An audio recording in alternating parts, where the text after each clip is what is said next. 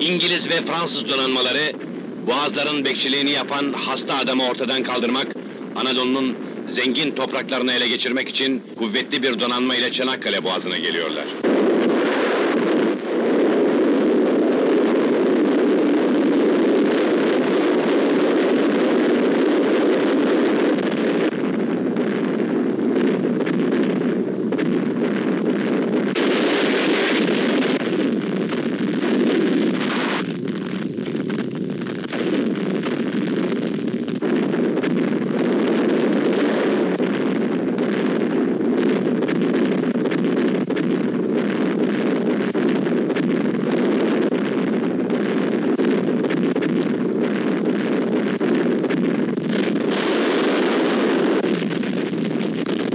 İstihkamlarımızın günlerce bombardıman edilmesine rağmen Türk topçusunun atışları ve Nusret Mayın gemisinin döktüğü mayınlarla bugün Irresistible Ocean Çanakkale'nin mavi sularına gömülüyor. Bunun üzerine İtilaf devletleri deniz savaşından vazgeçerek 25 Nisan 1915'te Gelibolu Yarımadası'na asker çıkarıyorlar ve şiddetli savaşlar oluyor.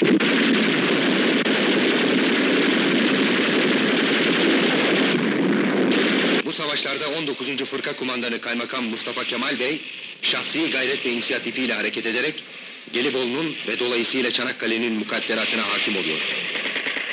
Düşmanın üstün silahlarına rağmen Anafartalar kahramanı Mustafa Kemal'in, Mehmetçiğin ve Türk süngüsünün karşısında bir adım dahi ilerlemiyorlar.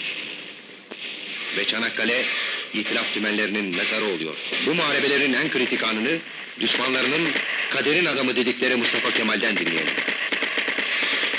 Niçin kaçıyorsunuz dedim. Efendim düşman dediler. Düşmandan kaçılmaz dedim. Cephanemiz kalmadı dediler. Cephaneniz yoksa süngünüz var dedim. Ve bunlara süngü tak dedim. Süngü tak! Hücum! Tanıyor musunuz burada kefensiz yatanları? Beli bükülmüş ihtiyarları, gençleri, civanları. Tanıyor musunuz bu şehit aslanları?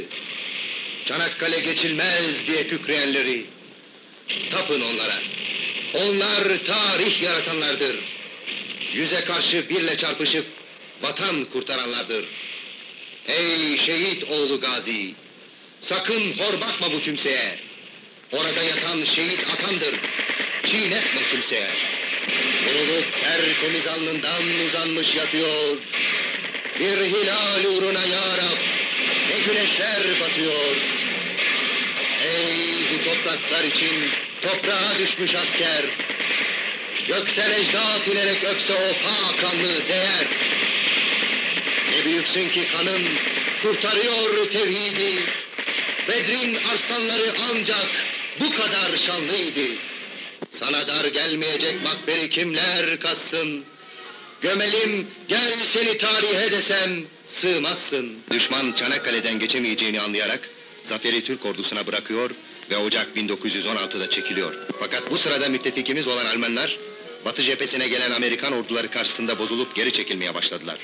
4 yıl süren Cihan Harbi'nde, Türk milleti 4 milyon asker çıkardı.